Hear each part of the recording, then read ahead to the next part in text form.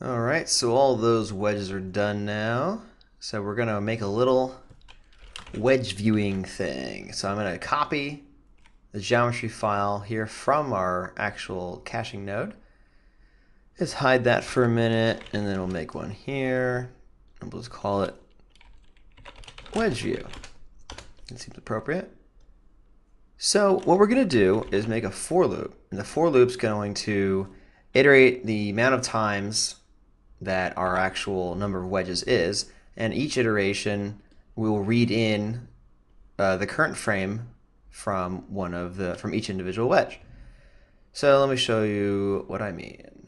So like I said, iterations, we do 5. We're starting at 0 because that's what we had on our wedge thing over here, was 0 to 4, 5 iterations.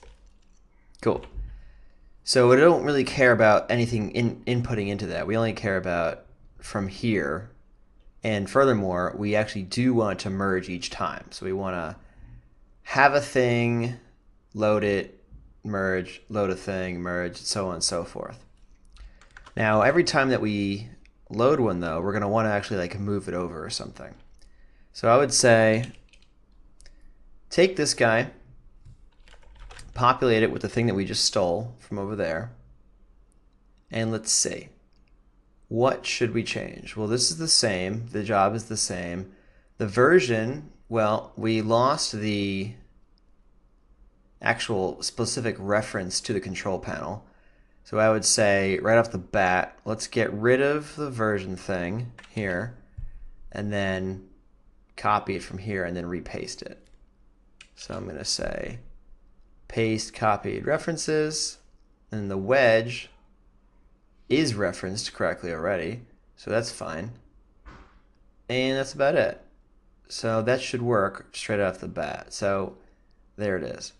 We have 72,000 points because it read in those 14,405 times. Now the thing is, it's reading the same thing each time. Well, we'll deal with that in a moment. For now, I don't want to see all of this. I wanted it to display as a bounding box. Let's try that. So now it's a little easier to work with. Cool. So, or even better actually, we could just do a bounding box for the whole thing. Never mind the individual pact.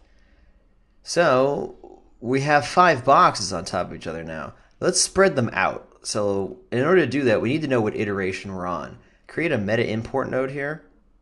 Meta import node has detail attributes that store useful stuff about the current state of the for loop. So the total number of iterations is here, but more importantly, our current iteration is stored in this integer iteration detail attribute. So we can access that and use it however we want. So for example, let's move this box over. Looks like we want to move negative in the z and positive in the x in order to, get an idea where somehow we can put them next to each other. So I'm going to say detail, the metadata one. Got that iteration attribute, iteration, 0 because it's not a vector. And I know by middle clicking on this that each box is 4 by 6. So 4 in the x. So I would say take how wide it is and then add 50% to it. So 4 times 1.5 is 6. So let's give it some space, like you can see, between them. And then we also want to move them back in the negative z direction. So it'll be the same thing here, except multiply that by -6. There we go. And that's pretty good. It actually occurs to me that it is 6 wide, so let's do that 50% more thing. Let's make it -9. Great. So there we have it. So something like that. I'm going to go into our full view here. I'm going to make a new camera from this perspective. Control-click the camera. Come back out. We'll call this cam wedge. It'll just be a separate one to view everything at once. Come back in here and, we don't need the bounding box anymore. but we do need to change the wedge that it reads in. Right now, it's pulling in the same wedge for each one. This will need to be replaced by the same detail attribute.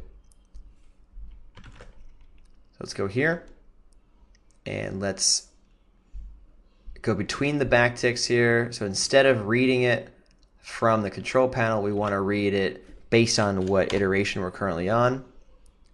It's still reading in bounding boxes, we can't see anything, so let's just say all geometry and go back to that. Now it's reading the bounding boxes in. Let's just scrub forward to see. They do look different, so it seems that it's working. So I'm going to say display packed as centroids for now. Let's look forward, or let's look closer. So it can read these in pretty quickly, which is good. They're still packed fragments, even though it's displaying them as points. So one more thing we can steal is back over here. Let's just do the same instancing thing, and this is why this kind of structure is important, because we're essentially just going to, again, load the packed disks one time and then just update the positions of everything.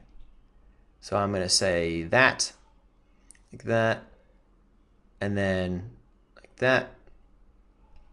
So it's the same thing as we had over here. For over here, we were just loading one file. This time we're loading multiple files worth of data, but ultimately they're all asking for the same underlying primitives on the, or rather files on the disk. So it's all good. And there it is. We can scrub through this without too much trouble, which is pretty impressive considering how many frames this thing is, or how many pieces this is. But let's take a moment now to actually make a playblast of, or I always say playblast. I'll never stop saying playblast.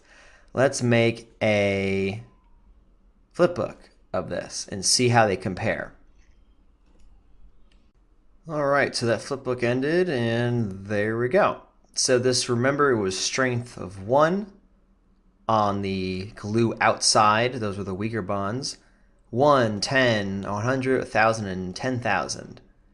So side by side, pretty different, obviously. There's more eating away at this. This is obviously a total collapse.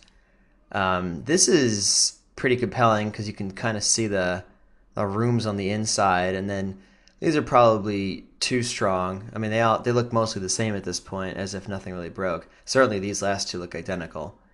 I'm tempted to just stay with this, though, because this is certainly the most dramatic looking and kind of the most fun, at least for this lesson. I love seeing just the inside of the thing stay. So I'd say we actually just stick with the strength of 1 that we already had.